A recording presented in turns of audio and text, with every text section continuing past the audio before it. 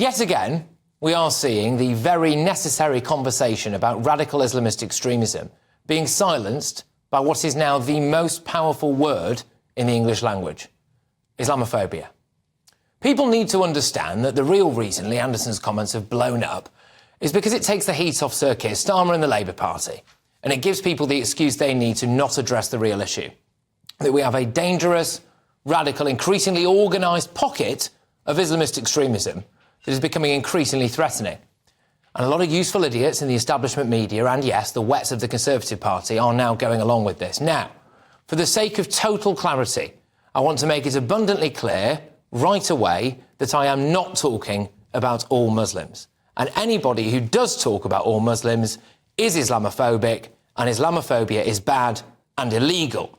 And I am not talking about every single person who goes on these pro-Palestine marches or has genuine concerns about the humanitarian situation taking place in Gaza. I could not be more clear about that.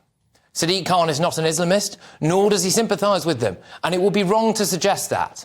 But it is not wrong to point out the fact that he has had some uncomfortably close encounters with Islamist extremists.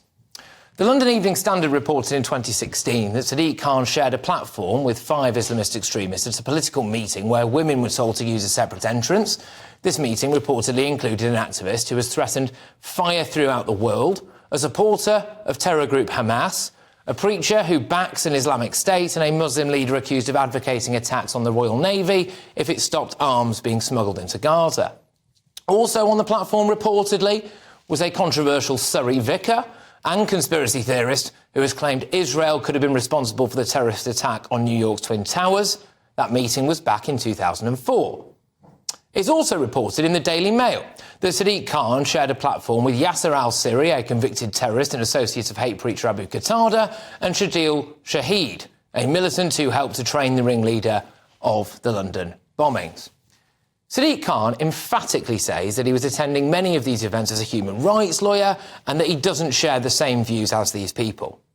Well, I do ask you this: would it not be absolutely unconscionable to think that somebody could become one of this country's top politicians if they had repeatedly shared a platform with Britain First or Nick Griffin's British National Party?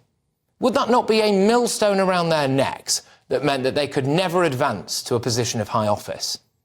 So is it not reasonable to raise the question of whether or not there is a double standard at play here? Labour MPs have been getting absolutely hammered by activists on the street. Just look at this latest example over the weekend from Annalise Dodds. Shame on you! Shame on you! Annalise Dodds, you can't hide! You support genocide! Annalise Dodds, you can't hide! You support genocide! Annalise Dodds, you can't hide! You support genocide!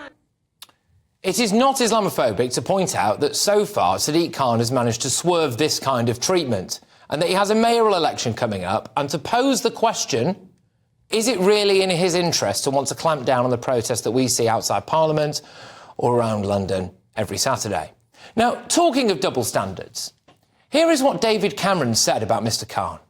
I am concerned about Labour's candidate as Mayor of London, who has appeared again and again and again. Suleiman Ghani, the Honourable Member for Tooting, has appeared on a platform with him 9 times. This man supports IS. He even shared a platform. Well, Mr Speaker, I think they are shouting down this point because they don't want to hear the truth.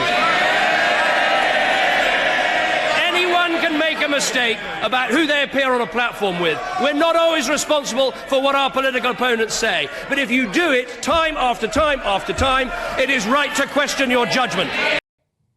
David Cameron didn't lose the wit for that. In fact, the public schoolboy Bullingdon Club member remained Prime Minister and certainly didn't apologise. In fact, he was made a Lord and he's now our Foreign Secretary.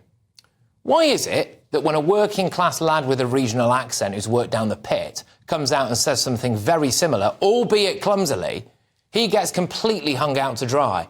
Last week, we had absolute confirmation that terrorist threats were being made to MPs. I was very concerned, I am still concerned, and that's why the meetings I've had today is about the security of members, their families and the people that are involved. We had the allegation that the Labour leader, Sir Keir Starmer, lent on the Speaker of the House of Commons in a way that, in my view, deserves serious investigation, to fundamentally alter our political procedure because of extremist threats. Whilst this was happening, police stood by and allowed a genocidal slogan to be beamed onto Big Ben from within a group of people who included people I personally spoke to who thought that October the 7th was an Israeli conspiracy theory, that anti-Semitism isn't a problem and Hamas aren't terrorists. Then this happened on Saturday.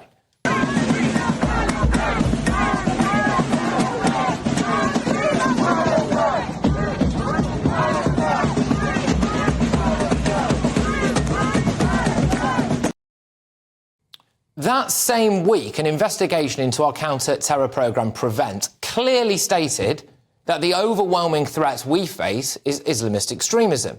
The overwhelming majority of people being monitored by MI5 and Prevent are Islamists. And I'm just going to quote to you now something from William Shawcross, the man who conducted this review into Prevent. He said, "One of the reasons why there is sometimes a reluctance to address the Islamist threat is that people are frightened of being called Islamophobic or racist. It's become a hugely effective form of censorship. Oh, you're just a racist, you're an Islamophobe." All of that happened last week. All of it. And here we are on Monday, and all you've been hearing about on the media all day is that word again. The most powerful word now in the English language. Islamophobia. All things considered, I don't think it's unreasonable or Islamophobic to pose the question. Maybe, just maybe, that word is sometimes bandied about to distract us from the real issue of Islamism.